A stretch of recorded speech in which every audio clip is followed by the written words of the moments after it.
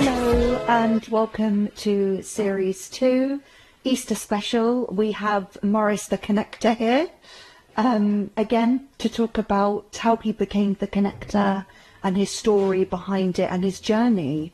Thank you for coming again onto the show. You're welcome. Yes. So I know we touched a bit on, the deaths in your family and things like that. So I wanted to ask, why did you become the Connector? What has led you to become the Connector? Well, it's been one journey, I would say. I want to say to you, Anastasia, life is a journey of self-discovery. So the reason for my name is Morris the Connector. I've rediscovered myself, going from the pain that's pushed me to the power, to empower. I grew up with my mum and 5 siblings. Me and my dad left home when I was 7 years old. I really struggled with that, going to school. I was getting bullied at school as well. It wasn't by the kids, it was by the teachers, telling me I wouldn't be nothing in life. But fast forward, I want to talk today about the power of the human spirit. That's what I want to talk about, because you asked me one thing there, why and how did I become Morris the Connector?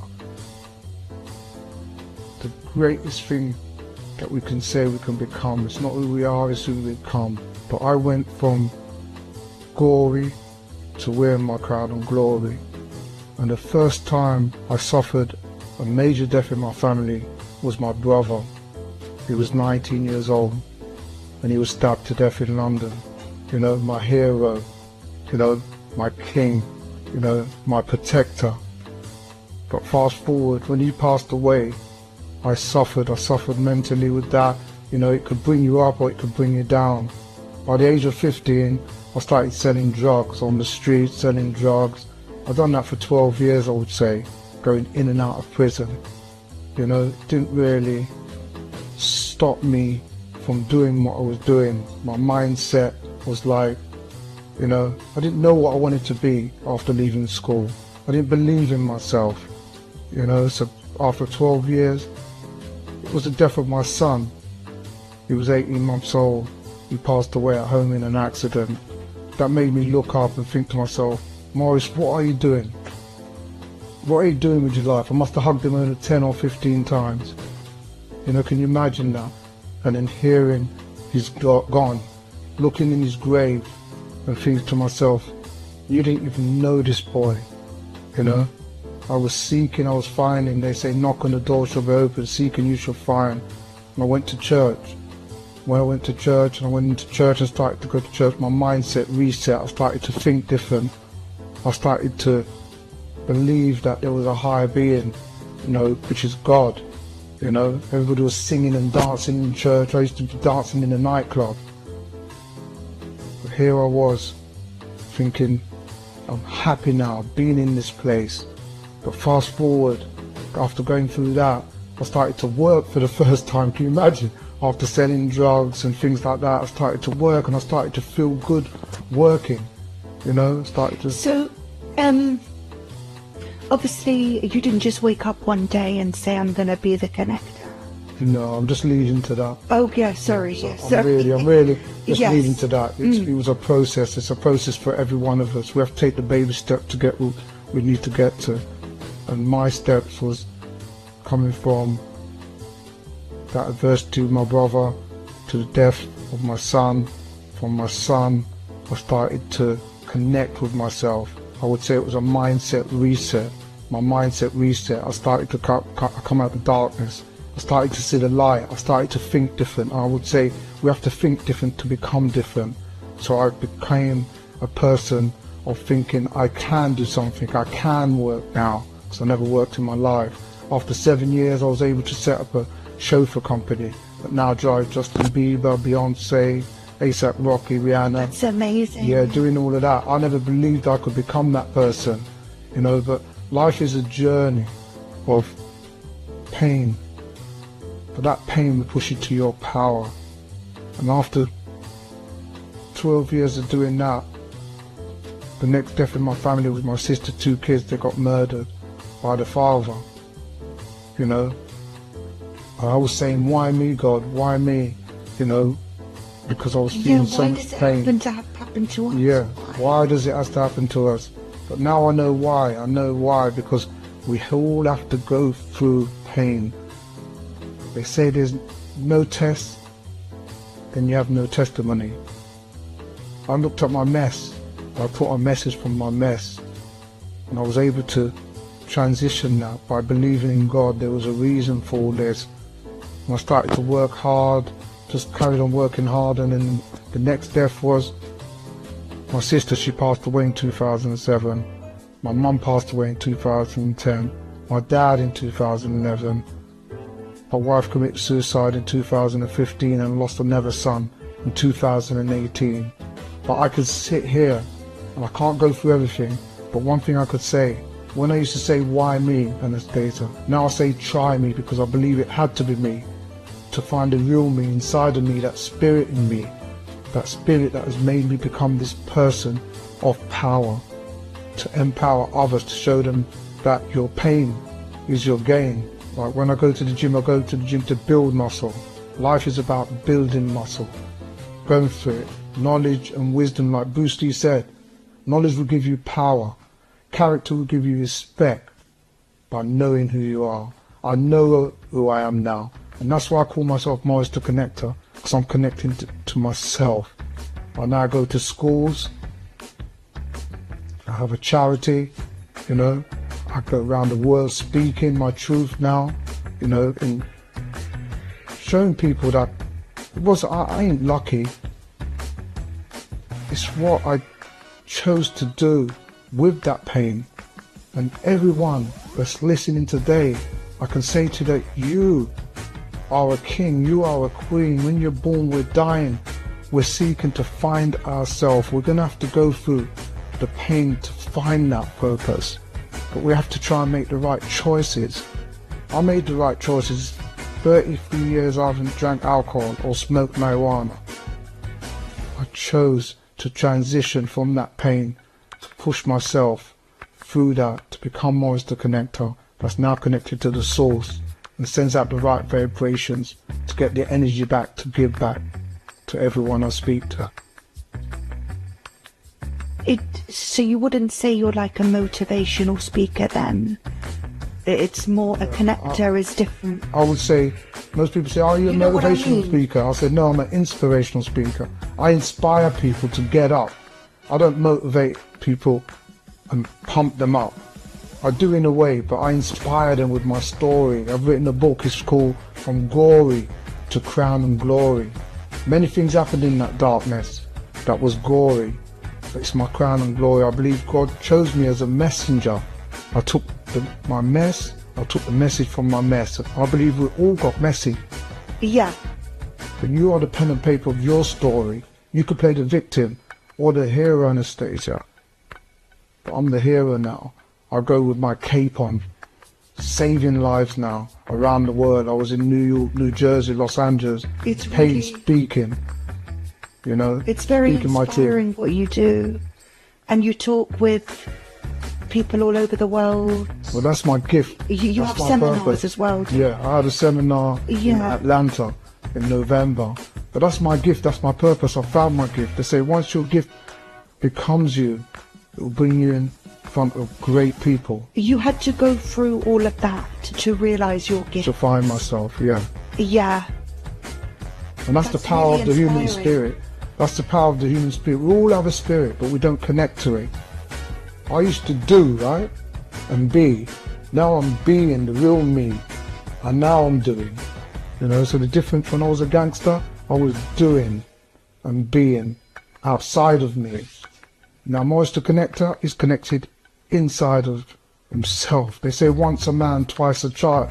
I'm like a child again, just asking God for everything now, because he's my father. And I like it when you say something like, believing is seeing, Yeah, other than seeing is believing. that's what it is. So could you elaborate on that a bit? Yeah, because So, from my perspective, I used to not believe, but now I believe everything becomes real.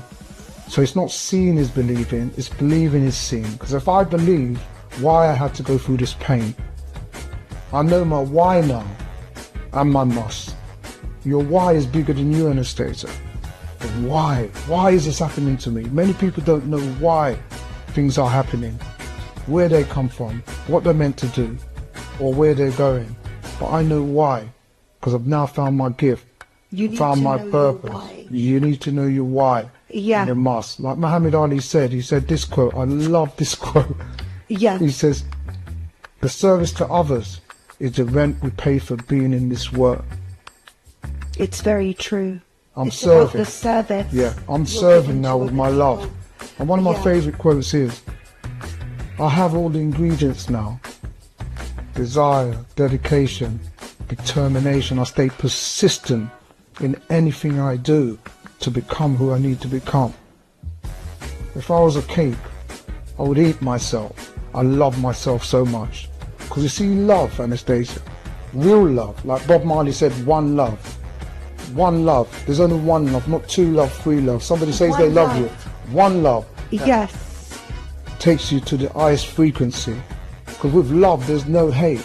We just elevate and speculate to relate, to associate, to collaborate. That's why I'm here. Do you understand? Yes. Right? Because I love you. I love everyone. Even if you don't love me, I can love you from afar. Exactly. You understand? So that love is deep. You've got a lot of love Connection, to give. yeah. And that's the connection we need. Yes. That love. To love others. But you've got to love yourself first. It's no use loving others and not loving yourself and fighting with yourself. You've got to love you. So where can we find you then? You can find me on Instagram. I am Morris the Connector. Okay. Facebook, Morris the Connector. My website, Morris the Connector. LinkedIn, Morris the Connector. YouTube, Morris the Connector. Morris the Connector is connected everywhere. Yes. And people right. can book to see you, book Yeah, tours. on my around. calendar, on everything. They could book a free discovery session. I'm here. It's not about the money. And this is when I go to the schools. I go to schools and tell my story and show the kids. In every follower, there's a leader waiting to come out. And what I say to the kids, I never had someone like me come into your school telling you you can be great. Because within you, you have the power in you to become the real you. But make yourself, don't worry about the money. We don't have to worry about the money, Anastasia, like I did. They say money is the root of all evil, but it's not. It's the love that I had for the money. I was doing all this stuff to make money. But you're the money. Because you're a valuable person. You're interviewing me. I'm a valuable person. I'm the product. So make yourself a valuable person in the world and the money will come to you. You don't have to worry about money. And that's what I show the kids. Don't worry, just find a progressive idea. Stick to it. Keep doing it. Doing it. Doing it. Doing it. When do you stop? Don't stop doing it if you love it. If you don't love it, you can change it. Change happens, progress doesn't. You can change anything you want to change. That's the power we have. Serious. Thank you so much, Morris. Those are very inspiring words, and I hope everyone does feel inspired today. And yes, please do follow him and book his tour. And hopefully we'll see you again. Thank you so much. Anytime, you're welcome. I love talking. Let me just say this. My mum and dad used to call me a parrot when I was 7 years old. I used to cry. Now I get paid for speaking. I found my gift. I found my purpose. You have a gift. You have a purpose. Let's do it. Well done.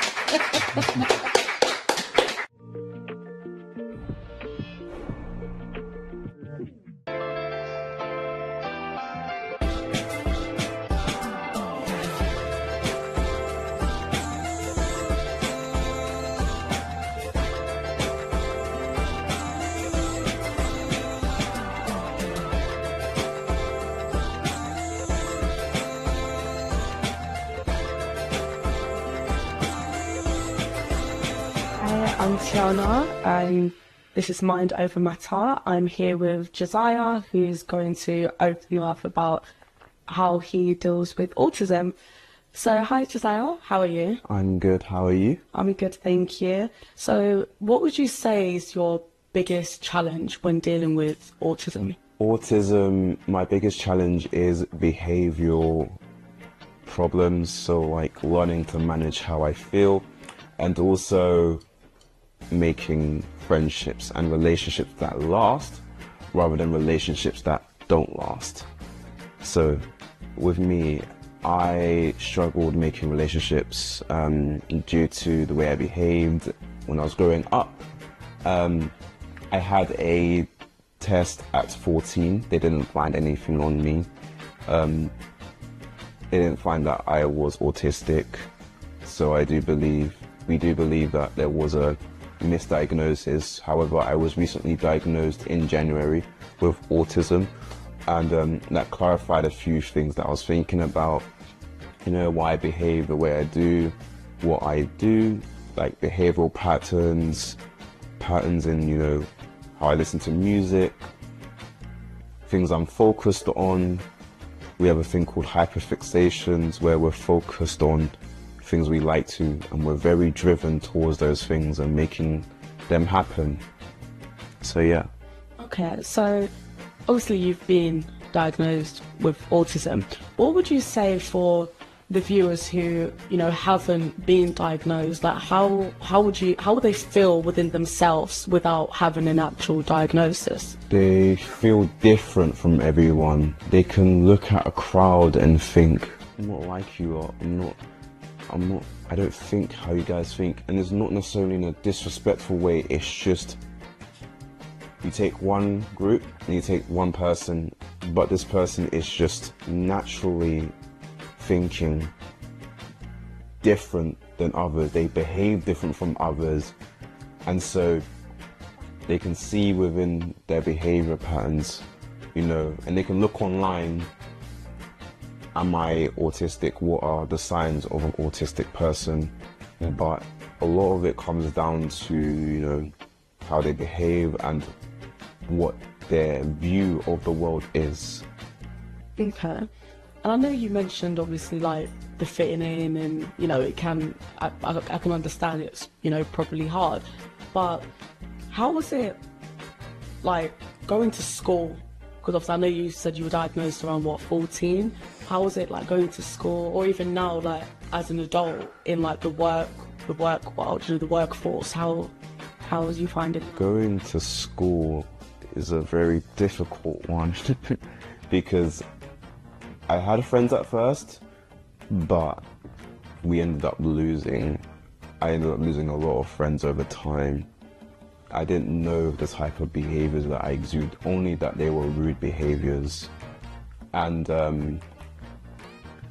it ended up being where it was what I knew. And until I was about 15 years old, my behavior died down a bit.